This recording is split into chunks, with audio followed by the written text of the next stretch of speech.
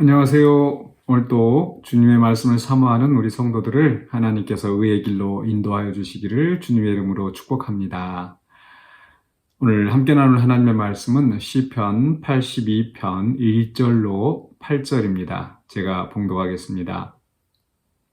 하나님은 신들의 모임 가운데에 서시며 하나님은 그들 가운데에서 재판하시느니라. 너희가 불공평한 판단을 하며 악인의 낫보기를 언제까지 하려느냐 셀라. 가난한 자와 고아를 위하여 판단하며 곤란한 자와 빈궁한 자에게 공의를 베풀지며 가난한 자와 궁핍한 자를 구원하여 악인들의 손에서 건질지니라 하시는도다. 그들은 알지도 못하고 깨닫지도 못하여 흑암 중에 왕래하니 땅의 모든 터가 흔들리도다. 내가 말하기를 너희는 신들이며 다 지존자의 아들들이라 하였으나 그러나 너희는 사람처럼 죽으며 고관의 하나같이 넘어지리로다. 하나님이여 일어나사 세상을 심판하소서. 모든 나라가 주의 소유이기 때문이니이다. 아멘. 네, 오늘 말씀의 제목은 재판장들의 재판장이라는 제목으로 함께 은혜를 나누고자 합니다. 요즘 우리 교회가 또 여러 가지 일들로 인해서 또 이렇게 재판이라는 것을 많이 접하게 되는데, 이 재판이라는 것은 다들 아시다시피 1심이 있고 2심이 있고 3심이 있죠. 그래서 이 지방법원에서 1심에서 또 재판을 한 것을 뭔가 좀 잘못됐다 싶으면은 또 2심에다가 항소를 하고 또 그리고 이제 대법원까지 가는 그런 구조로 되어 있습니다. 그러니까 이 1심 지방법원에 이 재판하는 사람들이나 또는 또 뭐 검사들이나 이렇게 법적인 일들을 하는 사람들이 그렇게 허투루 일을 해서는 안 될 것입니다. 또 그렇게 할 수도 없고요. 물론 이제 사람인지라 또 잘못된 부분도 있지만은 그러나 그것이 반드시 또 이 상급 기관 또 상급 법원에 의해서 또 판단을 받기 때문에 나름 열심히 최선을 다해서 아마 하려고 할 것입니다. 오늘 본문의 말씀이 사실 우리에게 그와 비슷한 것을 말씀하시는데요. 1절에서 하나님은 신들의 모임 가운데에 서시며 하나님은 그들 가운데에서 재판하신다. 신들의 모임 하면은 좀 우리에게 낯설게 들릴 수도 있습니다. 우리 분명히 우리가 하나님, 이 세상의 신은 오직 하나님 한 분뿐이신데 어찌하여 이렇게 신들이 있고 신들의 모임이 있다고 하는지 좀 의아해할 수도 있습니다. 이것은 이제 두 가지로 의미가 해석이 가능한데요. 첫 번째로는 여기서 말하는 이 신들, 또 6절에서도 너희는 신들이며 지존자의 아들들이라 이렇게 하는 이 신들은 바로 이 인간 권세자들, 또 인간 재판장들을 의미한다라는 겁니다.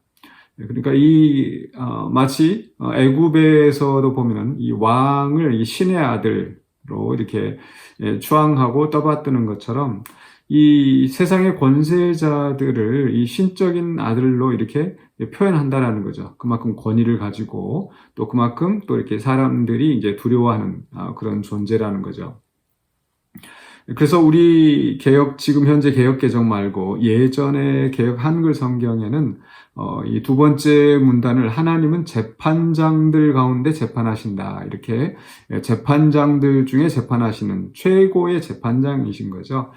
그렇게 해석하는 경우도 있는데, 그러나 또 이렇게 인간 재판장 말고도 어떤 그 영적인 공중 권세자라고 우리가 보통 생각하는 물론 악한 그런 영들도 있지만 그러나 그 하나님께서 세우셔서 또 이 세상을 통치하는 그런 어떤 그 권세, 이 공중 권세 또 이 영적인 존재들일 수도 있습니다.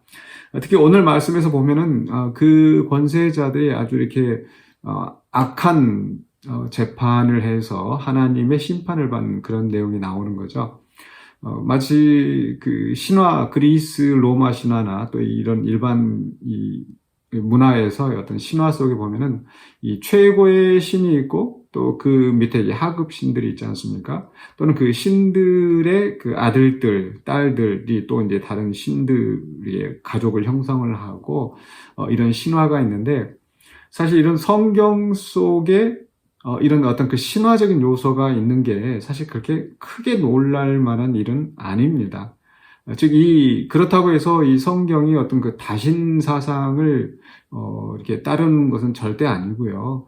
이 성경 말씀이 우리에게 지금 교훈하고 있는 이 시편 말씀이 이렇게 노래하고 있는 그 핵심은 뭐냐면 결국 하나님이 이 세상 모든 주권의 최고의 주권자시라는 겁니다. 그러니까 사람들이 두려워하고 떠는 어떤 그 신적인 존재들이라 하더라도 또는 이 세상의 어떤 그 최고의 권세라 하더라도 결국은 하나님의 주권 아래 있다라는 거, 이게 가장 중요한 핵심인 거죠. 그런 면에서 이 성경의 유일신 사상은 결코 흔들림이 없습니다. 그 어떤 그 권세자라 하더라도 하나님 앞에 감히 대적할 수 없는 거죠. 결국 하나님이 세우시고 또 그 하나님이 세우셨기 때문에 또 하나님께서 판단하시고 또 심판하신다라는 거죠. 그게 바로 이 오늘 시편 82편의 핵심입니다. 자, 그런데 그 다음에 이제 2절로 해서 4절까지 말씀해 보면 너희가 불공평한 판단을 하며 악인의 낫보기를 언제까지 하려느냐. 이 재판장들의 재판장이신 최고의 재판장이신 하나님께서 그 권세를 가진 자들이 잘못 판단하고 잘못 통치한 것에 대해서 책망하시는 거죠. 지금 재판하시는 겁니다. 재판이 진행되고 있는 거죠. 그러면서 하나님이 원하시는 그 기준, 하나님께서 이 법 통치 재판이 이루어져야 하는 그 이상적인 상태를 3절로 4절에서 말씀하시는 거죠. 가난한 자와 고아를 위하여 판단하며 곤란한 자와 빈궁한 자에게 공의를 베풀지며 가난한 자와 궁핍한 자를 구원하여 악인들의 손에서 건질지니라 하시는도다. 물론 가난한 자라고 해서 무조건 뭐 편들고 이런 말이 아니죠. 즉 이 세상의 법정에 이 약한 자들이 가난한 자들은 무시하고 또 악인들, 힘 있는 자들, 부유한 자들에게 또 뇌물을 받고 이런 그 억울한 재판을 하는 이런 경우를 말씀하시는 거죠. 그것이 이제 신화적으로 표현되었든 아니면 실제 재판장들에 대한 말씀이든 결국은 이 세상에서 고통받고 있는 정말 의롭게 살아가지만 또 물질적으로 또 사회적으로 낮고 천하기 때문에 고통받는 그런 사람들의 입장을 지금 하나님께서 결코 외면하지 않으시고 하나님께서는 그들이 그 불의한 재판에 의해서 희생되는 것을 결코 기뻐하지 않으신다라는 겁니다. 하나님이 원하시는 방법은 그런 가난한 자들이라고 해서 무시받지 않고 공의로운 판단을 받게 하는 것이 하나님이 원하시는 거죠. 그러나 문제는 이 불의한 재판관들이, 불의한 권세자들이 그렇게 하지 않기 때문에 이 세상에 많은 억울한 일들이 생겨난다라는 겁니다. 최근에도 이제 이 교회 또 총회가 끝나고 노회하면서 이게 기독교 포털 뉴스를 보면은 이 재판에 대한 소식이 나오는데요. 참 가슴 아픈 소식을 들을 때가 있습니다. 어떤 힘없는 목사들이 공격을 당하는 그런 상황들이랄지 반대로 뭐 노회장도 하고 뭐 힘 있는 그런 사람들이 분명히 이 사회법에서도 지탄을 받는 세상에서 분명히 공공연하게 드러난 죄를 지었음에도 불구하고 결국은 이 교단 정치하는 노회 정치하는 사람들의 어떤 그 비호에 의해서 그저 면죄부를 받고 그런 상태가 있는 걸 볼 수가 있습니다. 참 안타깝습니다. 뭐 자세한 내막을 우리가 알 수 없기 때문에 이렇게 저렇게 판단할 일은 아니지만 실제로 우리가 사는 사회는 그럴 수 있다라는 거죠. 뭐 교회 안에서뿐만 아니라 또 세상 안에서도 그렇게 유전무죄, 무전유죄 뭐 이렇게 말하듯이 이렇게 억울한 일을 당하는 그런 경우들이 있다라는 겁니다. 그러나 그에 대해서 하나님께서는 분명히 심판하신다라는 겁니다. 5절에서 그들은 알지도 못하고 깨닫지도 못하여 흑암 중에 왕래하니, 여기서 그들은 아마도 이 불의한 재판관들, 권세자들을 말씀하는 것 같습니다. 그들이 결국 제대로 알지 못하고 흑암 중에 왕래하기 때문에 땅의 모든 터가 흔들리는, 그 속에서 이 백성들이 고통을 받고 있는 이런 상황인 거죠. 거기에 대해서 6절로 7절에서는 이제 하나님의 그 재판장이신, 최고의 재판장이신 하나님께서 이제 선고하시는 내용이 나옵니다. 너희는 신들이며 다 지존자의 아들들이라 하였으나, 즉 하나님께서 권세를 주어 세우신 존재들인데, 그러나 7절에 너희는 사람처럼 죽으며 고관의 하나같이 넘어지리로다. 결국 그들도 심판을 받고 벌받고 망하게 된다는 것을 선언하시는 거죠. 그러면서 이제 8절은 이제 마무리하면서 하나님이여 일어나사 세상을 심판하소서, 모든 나라가 주의 소유이기 때문입니다. 그래서 앞절 시작할 때 신들의 모임 가운데 서시며 하나님 그들 가운데서 재판하시는 그런 이상적인 이 모습이 마지막 8절에서는 이제 기도로 바뀌어지는 거죠. 하나님께서 이 세상을, 또 이 세상의 불의한 권세자들을 심판하여 주시기를 간구하는 겁니다. 오늘 이 말씀을 통해서 우리가 이제 정리를 해보면 한 3가지로 요약해 볼 수 있을 것 같습니다. 첫 번째로는요, 하나님은 온 세상의 주권자들의 주권자, 재판장들의 재판장이 되시는 최고의 주권자이시다. 최고의 통치자이시다. 그 어느 것도 그 하나님의 통치의 영역을 벗어날 수가 없다. 반할 수가 없다라는 겁니다. 최고의 통치자요, 최고의 재판장이십니다. 두 번째로는요, 그러나 이 세상에 그 악한 권세자들이 있어서 하나님으로부터 바른 통치를 지시받았지만 그대로 통치하지 않고 불의하게 이 재판하고 통치하는 그런 어떤 권세자들, 영적 존재들이든 또 이 세상에 우리가 눈에 보이는 그런 권세자들이든, 그런 불의한 권세자들 때문에 또 이 세상이 여전히 또 왜곡되어 있고 이 세상의 질서가 왜곡되어 있는 그런 현실이 있다라는 겁니다.